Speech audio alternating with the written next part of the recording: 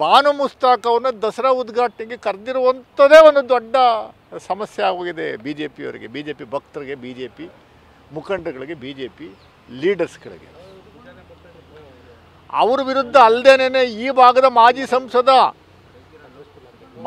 ಸಂಸದರು ಮತ್ತು ಅಲ್ಲಿ ಬಿ ಜೆ ಪಿಯ ಒಬ್ಬ ವಕ್ತಾರ, ಅವನು ಯಾರೋ ಕಟೀಲ್ ಅಂತ ಇದ್ರಲ್ಲ ಹಿಂದೆ, ಅವ್ರ ಸಂದರ್ಭದಲ್ಲಿ ವಕ್ತಾರನ್ನು ಮಾಡ್ಕೊಂಡಿದ್ರು, ಮುಖ್ಯ ವಕ್ತಾರನ. ಅವನು ಒಬ್ಬ ಕುಡ್ಕ ಮಾತಾಡ್ದಂಗೆ ಮಾತಾಡ್ತಾನೆ. ಸಿದ್ದರಾಮಯ್ಯನವ್ರಿಗೆ ಗಡುವು ಕೊಡ್ತಾನವ, 24 ಗಂಟೆಗಳ ಒಳಗಡೆ ಸಿದ್ದರಾಮಯ್ಯನವರು ಬಾನು ಮುಸ್ತಾಕ್ ಅವರ ಉದ್ಘಾಟನೆ ಕಾರ್ಯಕ್ರಮವನ್ನು ಕ್ಯಾನ್ಸಲ್ ಮಾಡಬೇಕು, ಸ್ಪಷ್ಟೀಕರಣ ಕೊಡಬೇಕು, ಚಾಮುಂಡಿ ಬೆಟ್ಟ ಯಾರು ಸ್ವತ್ತು ಅನ್ನುವಂಥದ್ದು ಸ್ಪಷ್ಟೀಕರಣ ಕೊಡಬೇಕು, ಇಲ್ಲ ಅಂದರೆ ನಾವು ದಸರಾ ಮಾಡೋಕ್ಕೆ ಬಿಡಲ್ಲ ಅಂತ ಗಡುವನ್ನು ಕೊಡುವಂಥ ಕೆಲಸವನ್ನು ನಾವು ನೋಡ್ತಾ ಇದ್ದೀವಿ. ಒಬ್ಬ ಮುಖ್ಯಮಂತ್ರಿಗೆ ಈ ಪ್ರತಾಪ್ ಸಿಂಹ ಅನ್ನುವಂಥ ವ್ಯಕ್ತಿ, ಮಾಜಿ ಸಂಸದರು, ಮೈಸೂರಿನ ಜನರು ಪ್ರಮುಖವಾಗಿ ಕಾಂಗ್ರೆಸ್ ಕಾರ್ಯಕರ್ತರು, ಕಾಂಗ್ರೆಸ್ ಮುಖಂಡರುಗಳು ಬಹಳ ತಾಳ್ಮೆಯಿಂದ ನಾವು ಸಹಿಸ್ಕೊಂಡಿದ್ದೀವಿ, ಕಾಯ್ಕೊಂಡಿದ್ದೀವಿ. ಇನ್ಮೇಲೆ ನಾವು ಸಹಿಸ್ಕೊಳ್ಳುವಂಥದ್ದಕ್ಕೆ ನಮ್ಮಲ್ಲಿ ತಾಳ್ಮೆ ಇಲ್ಲ. ನಿರಂತರವಾಗಿ ದೂರುಗಳನ್ನು ಕೊಟ್ಟರು ಪೊಲೀಸ್ನವರು ಯಾವ ರೀತಿ ಆ್ಯಕ್ಷನ್ ತಗೊಳ್ಳುವಂಥ ಕೆಲಸವನ್ನು ಮಾಡ್ತಾ ಇಲ್ಲ. ಯಾಕೆ ಎದಕ್ಕತ್ತಾರೆ, ಯಾರಿಗೆ ಎದಕ್ಕತ್ತಾರೆ ಅನ್ನುವಂಥದ್ದು ನಮಗೆ ಗೊತ್ತಾಗ್ತಾ ಇಲ್ಲ.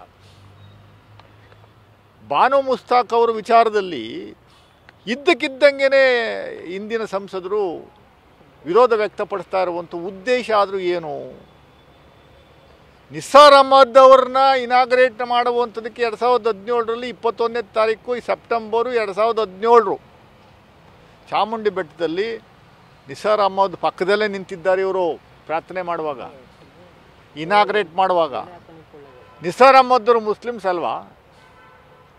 ಚಾಮುಂಡಿ ಬೆಟ್ಟಕ್ಕೆ ತನ್ವೀರ್ ಸೇಠ್ ಅವರು ಜಿಲ್ಲಾ ಉಸ್ತುವಾರಿ ಮಂತ್ರಿಗಳಾಗಿದ್ದಾಗ 2 ಬಾರಿ ಗರ್ಭದ ಗುಡಿ ಒಳಗಡೆ ಹೋಗಿ ಪ್ರತಾಪ್ ಸಿಂಹ ಮತ್ತು ಧರ್ಮೀರ್ ಸೇಠ್ ಅವರು ಇಬ್ಬರು ಹೋಗಿ ಪೂಜೆ ಮಾಡಿದ್ದಾರೆ, ದೇವಿ ದರ್ಶನ ಮಾಡಿದ್ದಾರೆ, ಪ್ರಾರ್ಥನೆ ಮಾಡಿದ್ದಾರೆ.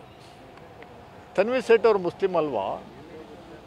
ಬಾನು ಮುಸ್ತಾಕ್ ವಿಚಾರದಲ್ಲಿ ಯಾಕೆ ಇದು ಯಾವುದೋ ಒಂದು ಕಳ್ಳನಿಗೂ ಪಿಳ್ಳೆನಮ್ಮ ಅಂತ ಕನ್ನಡ ಭುವನೇಶ್ವರಿಗೆ ಅಪಮಾನ ಮಾಡೋರು. ಎಲ್ಲಿ ಅಪಮಾನ ಮಾಡಿದ್ದಾರೆ ಅವರು? ಒಂದು ಲ್ಯಾಂಗ್ವೇಜ್ನ ಬೆಳೆಸುವಂಥದ್ದಕ್ಕೆ ಅದನ್ನು ದೇವ್ರ ಥರ ಮೂರ್ತಿ ಥರ ಪೂಜೆ ಮಾಡಬೇಡಿ ಎನ್ನುವಂಥದ್ದು ಅವರ ಅಭಿಪ್ರಾಯ ಇತ್ತು ಅಷ್ಟೇ. ಅದಕ್ಕೂ ಮತ್ತು ದಸರಾ ಉದ್ಘಾಟನೆ ಕರೆದಿರುವಂಥದ್ದಕ್ಕೂ ಸಮಸ್ಯೆಗಳೇನು, ಸಂಬಂಧವೇನು?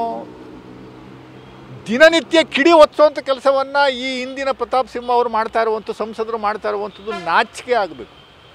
ಮಾನ ಮರ್ಯಾದೆ ಏನಾದರೂ ಇದ್ದರೆ 2ನೇ ಬಾರಿ ಗೆದ್ದು 3ನೇ ಬಾರಿಗೆ ನಿಮಗೆ ಟಿಕೆಟ್ ಯಾಕೆ ತಪ್ಪಿಸಿದ್ರು ಬಿ ಜೆ ಪಿಯವರು ಅನ್ನುವಂಥದ್ದು ಹೇಳುವಂಥ ಕೆಲಸವನ್ನು ಮಾಡಿರಿ ಸ್ವಾಮಿ. ನಿರಂತರವಾಗಿ ಕೇಳ್ತಾ ಇದ್ದೀವಲ್ಲ, ಊರವ್ರನ್ನೆಲ್ಲ ನೀನು ಬೈಬೋದು. ನಿಮ್ಮ ಬಗ್ಗೆ ಯಾರಾದರೂ ಮಾತಾಡಿದ್ರೆ ಹೋಗಿ ಸ್ಟೇ ತಗೊಂಬತ್ತೀರಾ, ಕೋರ್ಟಲ್ಲಿ ಸ್ಟೇ ತಗೊಂಬತ್ತೀರಾ. ನಿಮ್ಮ ಕರ್ಮಕಾಂಡ ಏನು ಅನ್ನುವಂಥದ್ದನ್ನ ಜನಗಳಿಗೆ ಹೇಳುವಂಥದ್ದಕ್ಕೆ ತಂದಿರುವಂಥ ಸ್ಟೇನ ವೆಕೇಟ್ ಮಾಡಿಸಿ ನಾವು ಹೇಳ್ತೀವಿ. ಹಾಲಿ ಸಂಸದರು ಮತ್ತು ಮಾಜಿ ಸಂಸದರು ಇಬ್ಬರು ಸೇರಿಕೊಂಡು ಮೈಸೂರು ಜನನ ದಿಕ್ಕು ತಪ್ಪಿಸುವಂಥದ್ದು ಒಂದು ಕಡೆ ಆದರೆ, ಮೈಸೂರು ಮಾನ ಮರ್ಯಾದೆಯನ್ನು ಇಂಟರ್ನ್ಯಾಷನಲ್ ಲೆವೆಲಲ್ಲಿ, ನ್ಯಾಷನಲ್ ಲೆವೆಲಲ್ಲಿ ಕಳೆಯುವಂಥ ಕೆಲಸವನ್ನು ಮಾಡ್ತಾವ್ರೆ.